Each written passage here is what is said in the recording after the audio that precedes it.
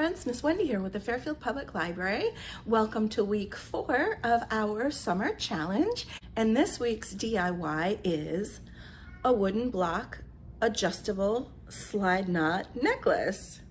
Come join me and I'll show you how to make it. All right, friends, so in the kit that you picked up at the Fairfield Public Library, the Woods Branch Library, you'll find a wooden block, some black cord, decorative paper, wax paper, Mod Podge, a stamp, sandpaper, and a cotton swab. You'll also need some additional items. I have a glue stick here. You can use regular glue, scissors, a pencil, and some markers.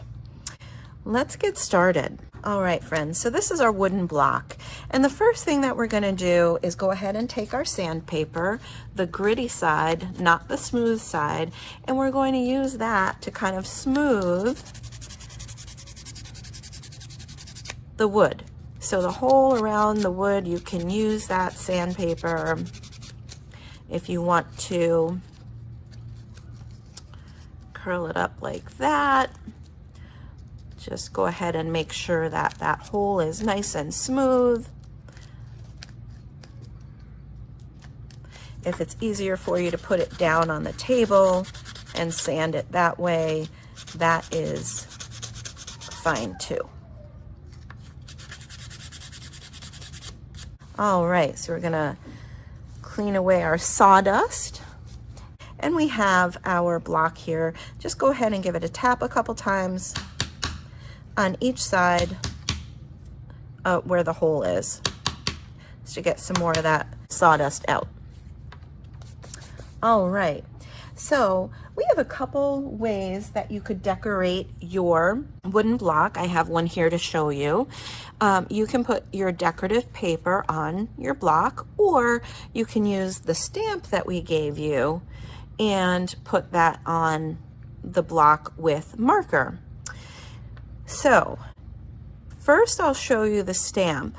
Yours may be small like this one and fit completely on the wood, or it may be bigger, and obviously this unicorn is not going to fit on the wood, but you can get an idea of what will fit on the wood by positioning the wood on your design. So I think I'm going to go ahead and get this part of the unicorn. If you want, you can go ahead and grab some marker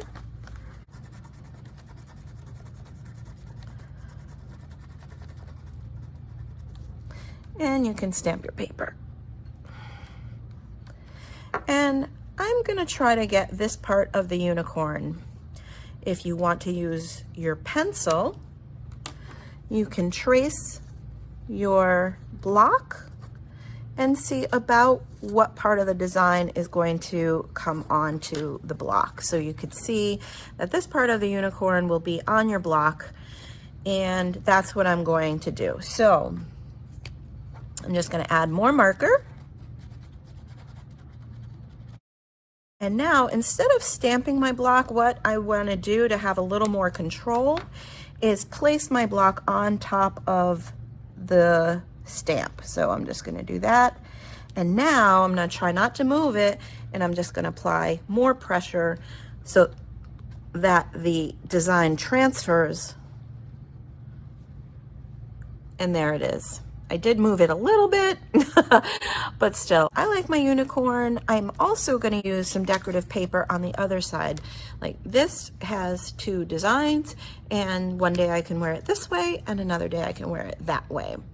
And what I'm going to do for that is I'm going to go ahead and place my block of wood where I would like the design. So I want this right in the center there. So I'm going to center it. And then I'm going to go ahead and, just like on this, I'm going to go ahead and trace around the design, and I'll go ahead and cut it out just to the inside so that we don't see the pencil line. All right, so I am going to go ahead and turn this over I'm going to turn this over as well. I'm going to put some glue on my block, or you could put the glue on your paper. Just know that this is going to be the top of your necklace. So this is going to be the top, and you can put your, again, stamp or design where you'd like it on your necklace. So I'm going to go ahead and put my, actually, I think I'm going to do this. I'm going to do it that way.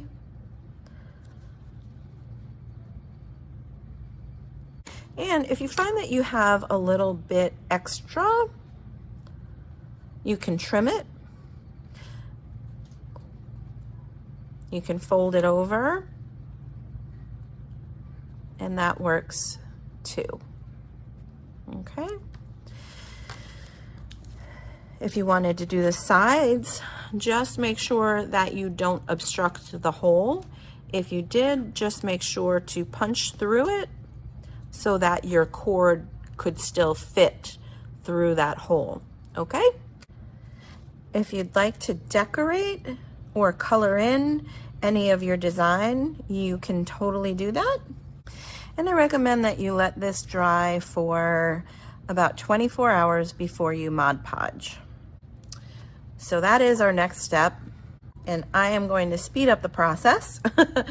So I'm not going to wait the 24 hours, but you should wait 24 hours. So just go ahead and get some Mod Podge on your Q-tip. This part will be a little messy. If you're not using permanent marker, your markers may run if you didn't wait the 24 hours.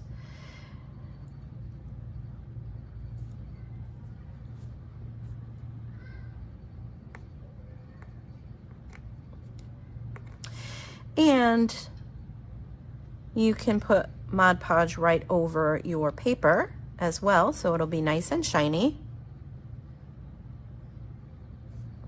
You can put it on the sides, but just be careful of the hole, because you're going to have to put your cording through that hole.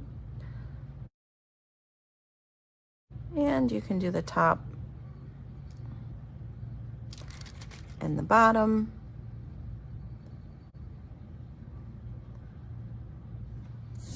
And the wax paper so that it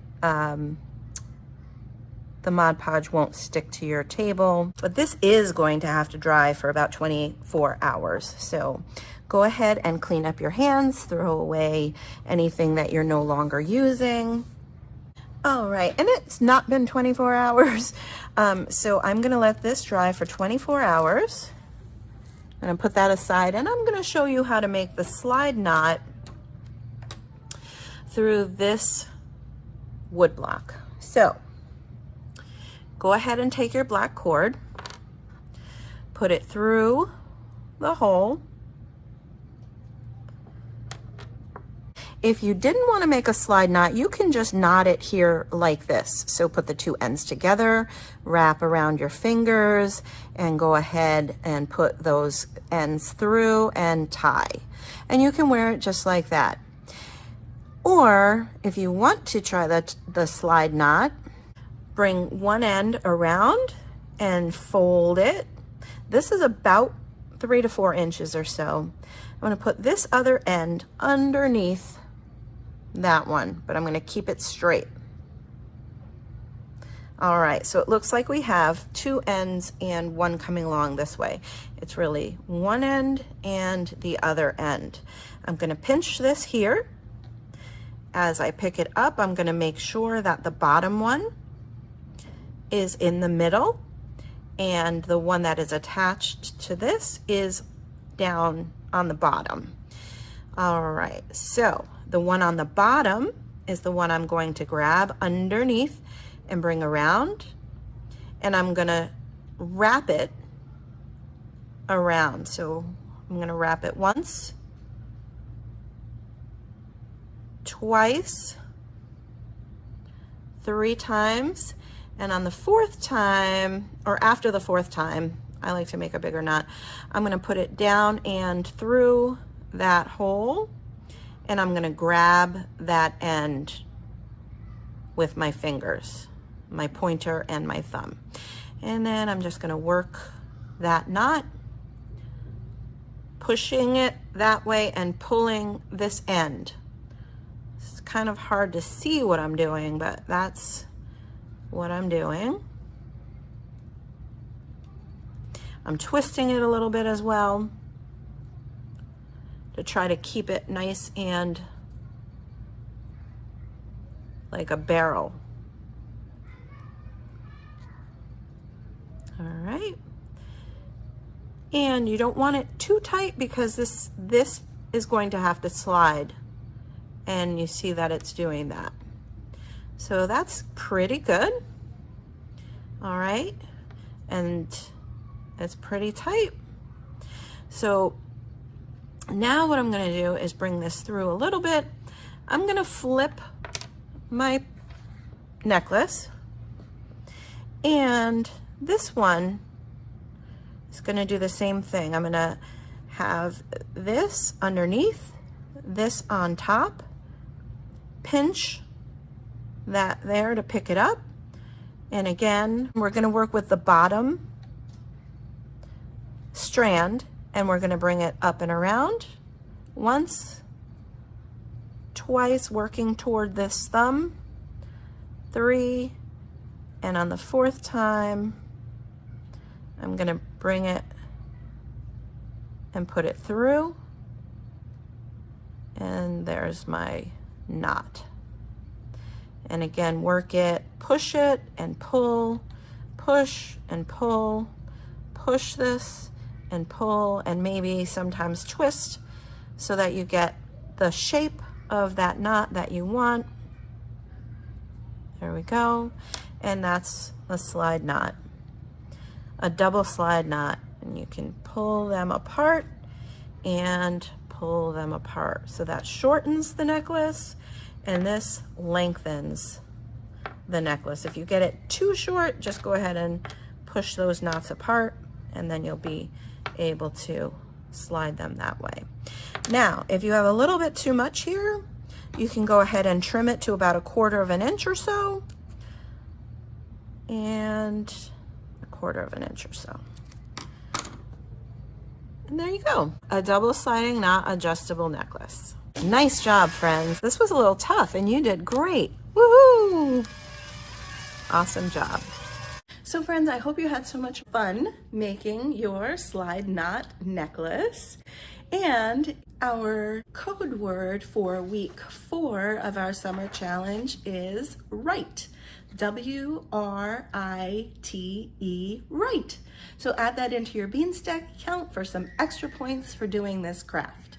Thanks so much for joining me, friends. I'll see you next week. Have a great day. Bye-bye.